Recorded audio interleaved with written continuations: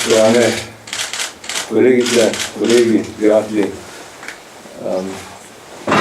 Tale današnji dogodek je namenjen spominu na obletnico ustanovitve Slovenske demokratične zveze 11. januarja 1989. leta. Najprej samo eno mehno zgodovinsko fusnoto.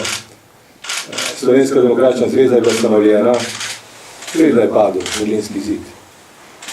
In je bila sama po sebi seveda posledica dogajanja v Evropi, od stvari, ki so se dogajale, recimo od Helsinške sklepne listine naprej, na Poljskem, na Češkem, spomnite se listine 77, spomnite se solidarnosti, papeža Janeza Pavla in tako naprej. Te stvari so pač vodile ena k drugi, prišlo je do sodelovanja več, tako rečem, slojev, več različno prepričanih politikov, aktivistov, ljudi dobrih namenov. Čas, ko se je stvar do konca skuhala, je bil čas poletja 1988 in eden od protagonistov tega poletja stoji tukaj z nami, pred vami. Gre za znameniti vojaški proces v četverici leta 1988. Takrat je bila že ustanovljena Slovenska kmečka zveza, potem pa smo imeli tisti znameniti zbor kulturnikov v Cankarjevem domu, ki je tudi sprejel določena stališča, protestne izjave v zvezi z sojenjem pred vojaškim sodiščem. Nakar smo se povezali za nami ustanovljena Socialdemokratska zveza Slovenije, seveda Slovenska kmečka zveza, potem krščanska stranka, oziroma najprej krščansko socialno gibanje, potem krščanski demokrati. Smo se povezali in prišlo je do demosa, prišlo je do prvih volitev, z vsemi komplikacijami, z vsemi težavami, z vsemi nasprotovanji in tako naprej.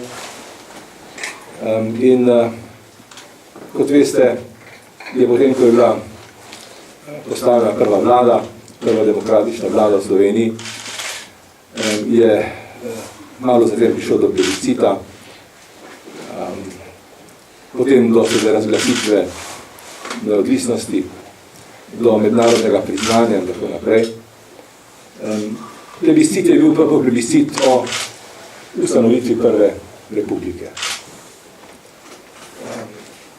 SDZ, Slovenska demokratična zveza, katere član je bil takrat, poleg ne seveda, tudi Janez Janša in član vodstva tiste zveze, je prispevala, da tako rečem, k nastanku prve Slovenske republike.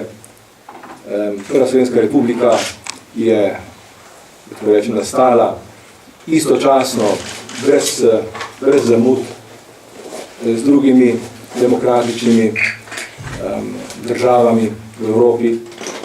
Nastala je na podoben način kot druge demokratične države v Evropi, spomnite se Litve, Latvije, Estonije, tudi Hrvaške, da ne govorimo o Poljski in Češki in Madžarski.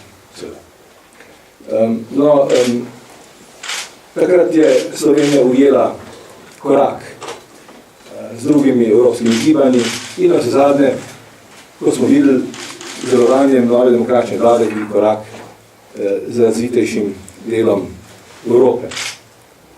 Ko človek takole pogleda nazaj, da je tega 22 let, seveda je ponosen in vesel,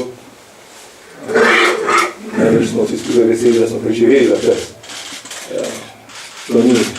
To ni bil kratek čas. Po drugi strani pa smo seveda nekoliko žalostni za tega, ker vidimo, kako je ta prva republika prav prišla do nekih svojih meja in kako kako je prišlo do nekakšnega sovražnega prevzema te prve republike.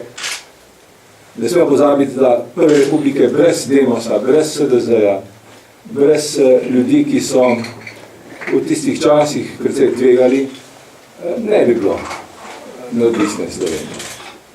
Brez SDZ-ja, brez socialdemokratske zveze, brez Demosa, brez tiste prve vlade, kako se je že opotekala tudi tam, ne bi bilo neodvisne Slovenije, ne bi bilo moderne Slovenije.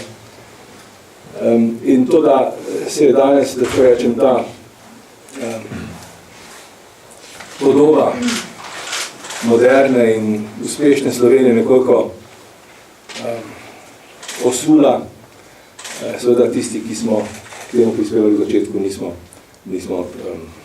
nismo krivi, ampak želimo pa si, da bi ne samo ta spomin, ampak da bi tisto, kar je ta prva republika vsebovala, ostalo živo med Slovenci. Jaz upam, da bomo prihodnje leta še kdaj skupaj in še kdaj imeli priložnost govoriti o bodisi Slovenski demokratski zvezi, bodisi o Demosu, bodisi o Slovenski pomladi, bodisi o prvi republiki, morda celo o drugi republiki. Hvala lepa.